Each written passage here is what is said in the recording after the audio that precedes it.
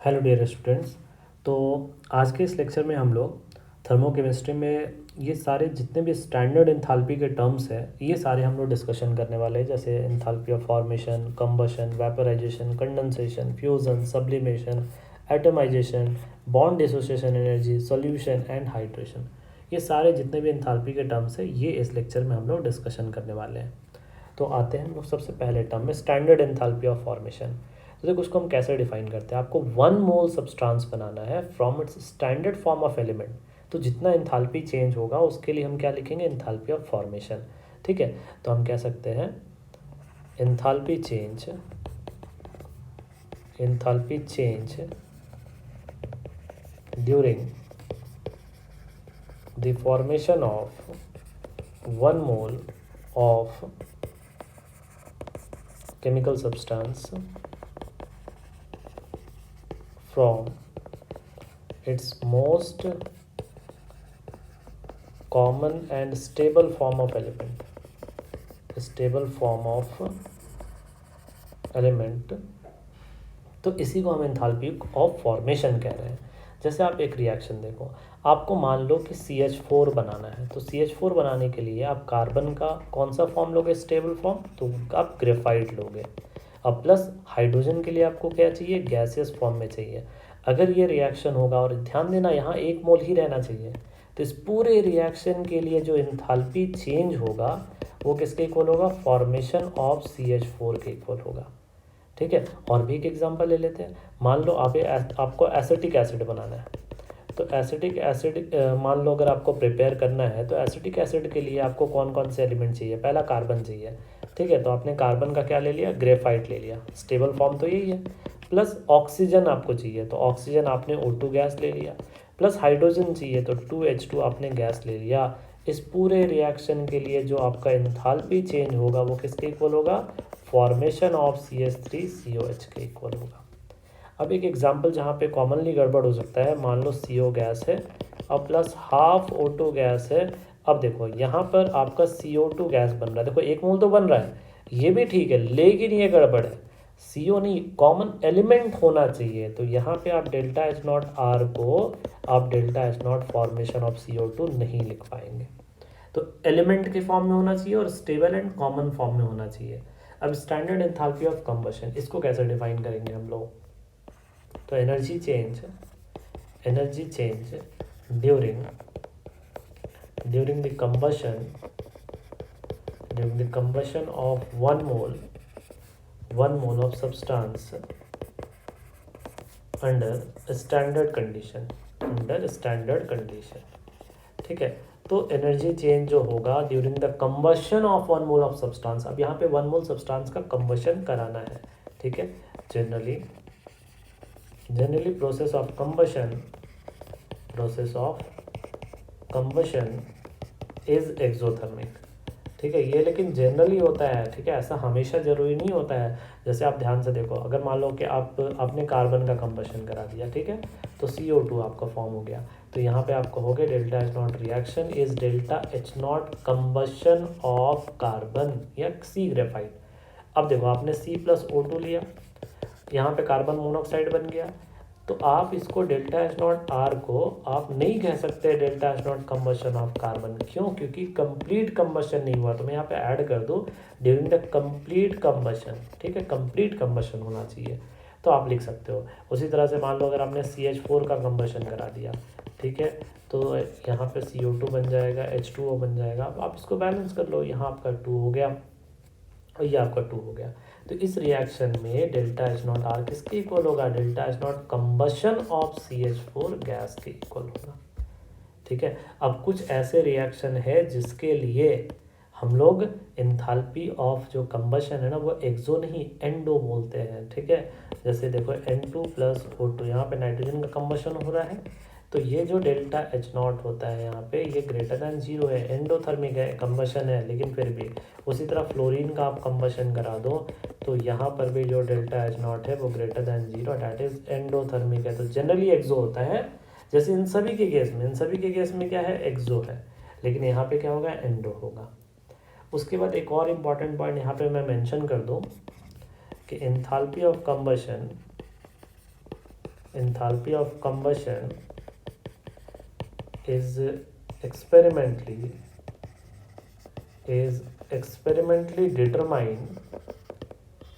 determined by calorimeter.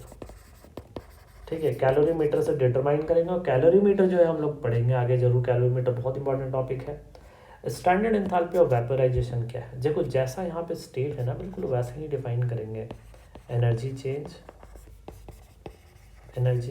During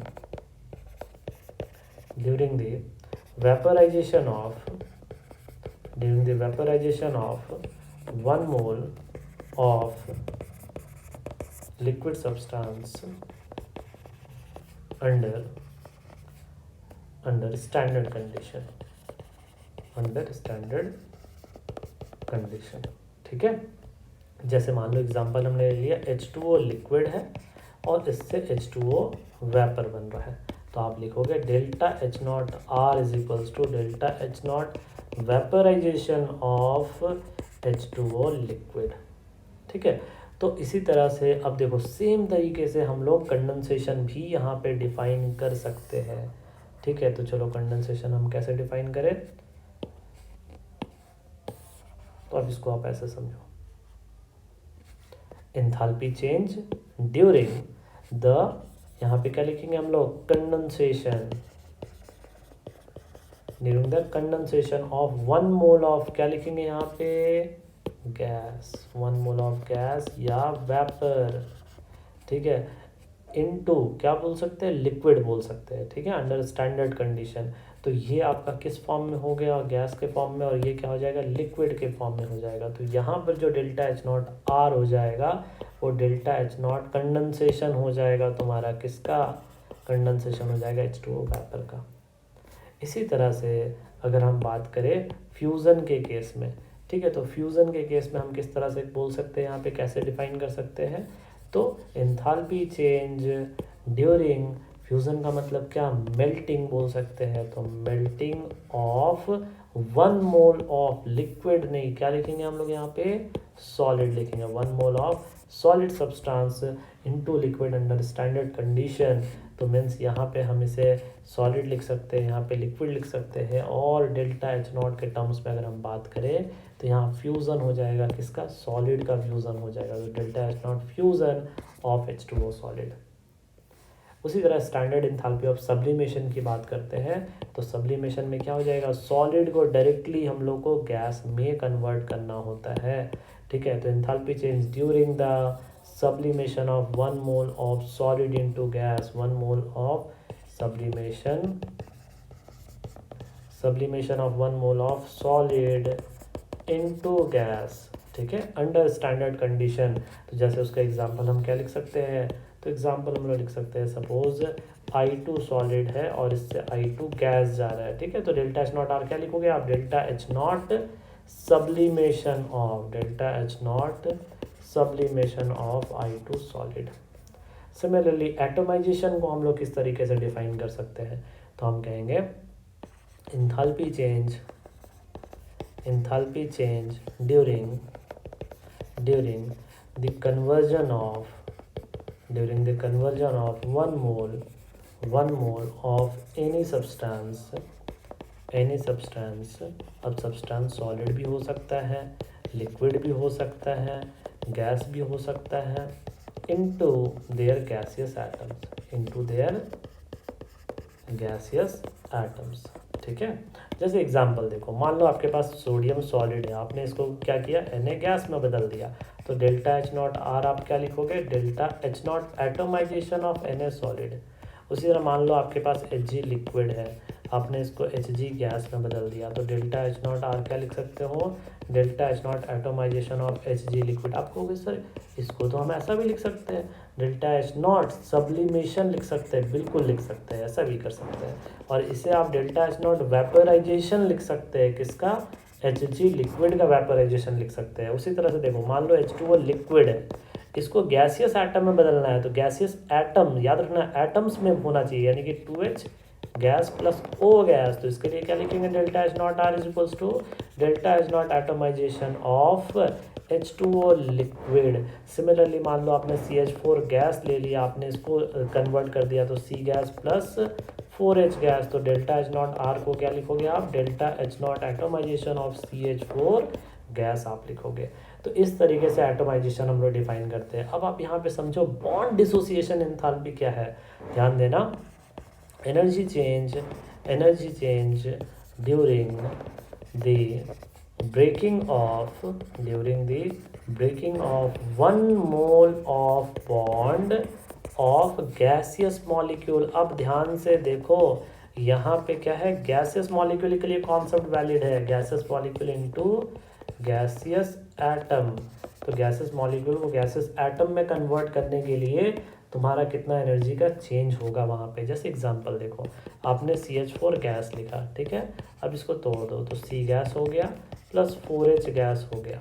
तो यहाँ पे क्या लिखोगे आप, डेल्टा H नॉट आर आप लिखोगे bond energy of CH bond break हो रहा है, कितना CH बॉन्ड ब्रेक हो रहा है, 4CH बॉन्ड ब्रेक हो रहा है, ठीक है। और ये सिर्फ गैस के लिए वैलिड है। उसी तरह से CH3 C डबल बॉन्ड हो CH3 ये है, ठीक है। अब आपको इसके लिए लिखना है तो इसको ब्रेक कर लो, 2C एटम में टूट जाएगा प्लस 6H एटम में टूट जाएगा, ठीक है, सॉरी 3 कार्बन एटम है ना, तो 3C एटम में टूट जाएगा प्लस 1 ऑक्सीजन एटम में टूट जाएगा। अब आप इसके लिए डेल्टा H नॉट क्या लिखोगे, तो देखो कितना बॉन्ड टूट रहा है, पहले CC बॉन्ड देखो, CC बॉन्ड कितना है यहाँ पे, 2 सिंगल CC बॉन्ड है, plus bond energy double bond का 1 है, प्लस तुम्हारा क्या है CH बॉन्ड है, कितना CH बॉन्ड है, 6CH बॉन्ड है।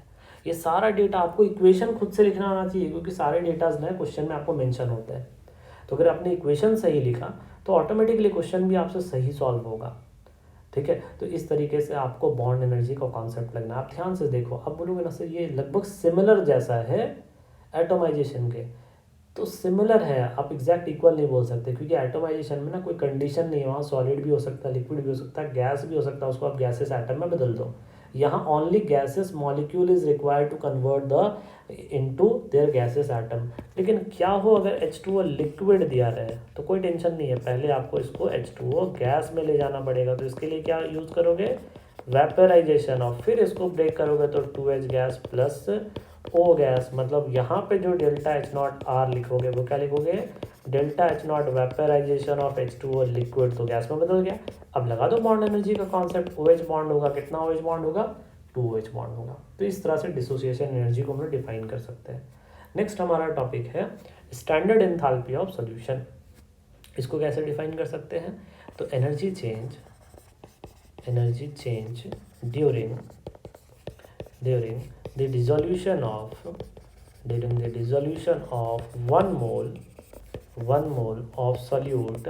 अब ये जो सॉल्यूट है ना, ये सॉलिड भी हो सकता है, ठीक है, ये लिक्विड भी हो सकता है और ये गैस में भी हो सकता है, into water to form solution, ठीक है। तो इसी को स्टैंडर्ड एंथैल्पी ऑफ सॉल्यूशन कहेंगे। जैसे आप एग्जांपल देख लो, मान लो आपने ले लिया KCl सॉलिड और आपने इसको वाटर में डाल दिया एक्सेस, ठीक है, और यहाँ पे क्या बन जाएगा आपका KCl एक्वस बन जाएगा। इसी को आप इस तरह से भी लिख सकते हो, K प्लस एक्वस और प्लस Cl माइनस एक्वस। तो इसके लिए जो डेल्टा H नॉट R होगा, क्या लिखोगे, delta H nought solution of KCl solid, ठीक है। जैसे हमने सॉलिड लिखा, गैस भी लिख सकते हो, जैसे HCl हमने गैस ले लिया और इसमें हमने वाटर डाल दिया एक्सेस में, तो इसका सोल्यूशन बन जाएगा। तो HCl एक्वस आप लिख दो, तो इसके लिए क्या हो जाएगा, delta H nought R is equals to delta H nought solution of HCl gas. तो सॉलिड, लिक्विड, गैस सब के लिए डिफाइन कर सकते हैं। अब हमारा अगला टॉपिक है स्टैंडर्ड एंथैल्पी ऑफ हाइड्रेशन। तो सबसे पहले हम लोग फॉर आयंस के लिए डिफाइन कर ले, ठीक है। आयंस में क्या होगा, कैसे डिफाइन करेंगे, तो हम लिख सकते हैं energy change during the dissolution of 1 mole of gaseous cation और अनायन, गैसियस कैटायन और अनायन, ठीक है। देखो जब आप 1 मोल गैसियस कैटायन या अनायन को लो, उसमें पानी में डिसॉल्व कर लो टू फॉर्म एक्वस आयन, तो इसे हम लोग क्या कहते हैं, हाइड्रेशन एनर्जी कहते हैं, ठीक है। जैसे आप एग्जांपल देखो, मान लो आपने एग्जांपल में ले लिया, सपोज Na प्लस गैस है 1 मोल, ठीक है, आपने इसको वाटर में डाला, Na प्लस एक्वस बना लिया। तो डेल्टा एच नॉट आर क्या लिखोगे, delta H nought hydration of Na plus gas. Similarly मान लो आपके पास F माइनस गैस है, आपने F माइनस एक्वस बना लिया, तो डेल्टा एच नॉट आर को क्या लिखोगे आप, delta H nought hydration of F minus gas. ये आपने आयंस के लिए डिफाइन किया। Similarly for crystalline salt, for crystalline salt, crystalline salt के लिए हम किस तरीके से डिफाइन कर सकते हैं, तो आइए समझते हैं इसको। Energy change during the formation of hydrates of salt during crystallization